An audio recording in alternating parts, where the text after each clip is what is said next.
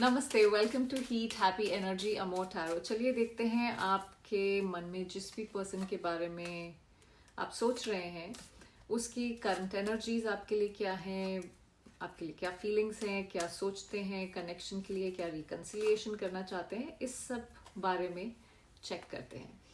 तो पहला कार्ड उनकी current energy, king of cups. देखिए, किंग ऑफ कप्स एक ऐसी एनर्जी है जो थोड़ा सा इमोशनल फेज में वो हो सकते हैं, पर कंपोज्ड दिख रहे हैं। सो ये उनकी ओवरऑल एनर्जी है, उस किस फेज से लाइफ की इस समय गुजर रहे हैं। अंदर से बहुत कुछ उथल पुथल चल रही है इमोशनली, पर आप एक्सप्रेशन कुछ नहीं दिखा रहे हैं। बाहर से सबको दिखने में आप बहुत ही स्ट्रेट फेस रखा हुआ है, किसी को कुछ पता नहीं है अंदर क्या चल रहा है। मैच्योरिटी है, पर जैसे वल्नरेबिलिटी से डर लगता है, आप दिखाना नहीं चाहते हो कि क्या फील कर रहे हो। सो ये इंसान जो सब कुछ फील करता है बट बोलते कुछ नहीं है। जैसे एक बर्फ की लेयर है ऊपर, ओके। और उसके नीचे जो है सतह, उस पे पानी है। ऊपर तो आप चल रहे हो तो सब जमा हुआ है, पर नीचे वो बुलबुले उठ रहे हैं पानी के टाइप्स।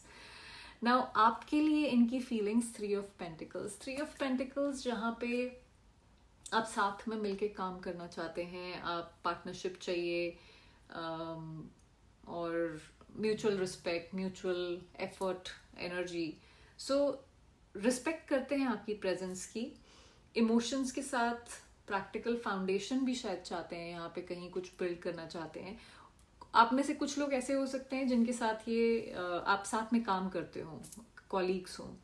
इनके लिए आप सिर्फ जैसे एक लवर नहीं हो, एक टीममेट भी हो, जिसको एक कंपेनियन हो, जिसके साथ ये कुछ बिल्ड करना चाहते हैं साथ में।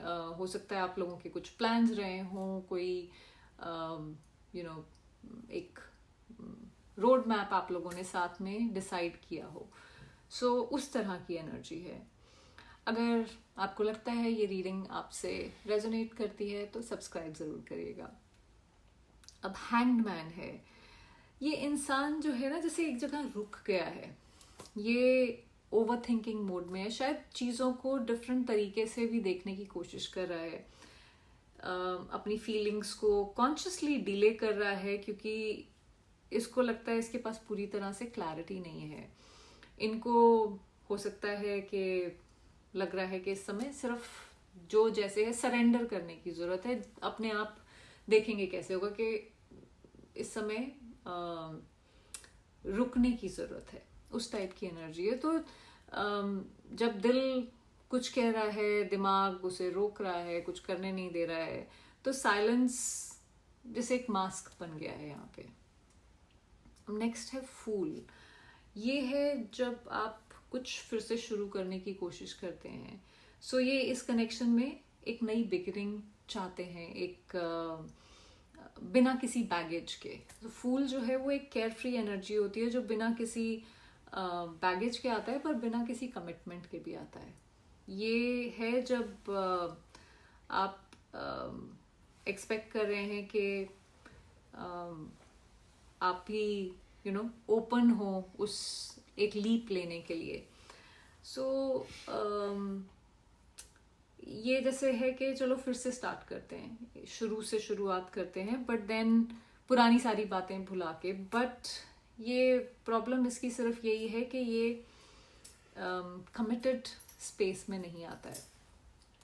रिकंसिलिएशन पॉसिबल है, 9 ऑफ पेंटिकल्स। ये आप दोनों अपनी अपनी स्पेस में इस समय इंडिपेंडेंटली, इमोशनली काम कर रहे हो, अपनी पॉसिबली ग्रोथ पे काम कर रहे हो, सेल्फ वर्थ पे काम कर रहे हो। ये रिकंसिलिएशन तभी होगा जब ईगो को साइड पे रखा जाएगा, चाहे आपका हो चाहे उनका हो।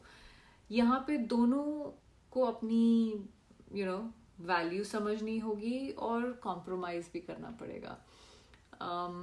ये जैसे कि मैं हमेशा कहती हूँ, singles card in the deck इसको हम कहते हैं। तो इस समय आप लोगों का है कि यस, मिस तो मैं कर रहा हूँ या कर रही हूँ, पर मैं अपने में खुश हूँ, मेरी लाइफ ठीक चल रही है, मुझे कोई फर्क नहीं पड़ रहा है।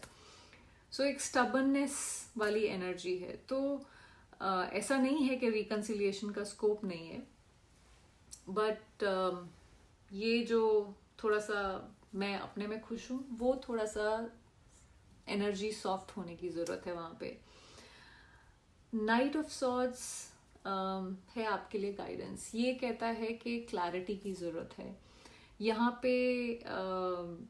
आपको ये देखना होगा कि वो सिर्फ बातें कर रहे हैं या कोई एक्शन भी ले रहे हैं। इम्पल्सिव होके कोई डिसीजन नहीं लेना है,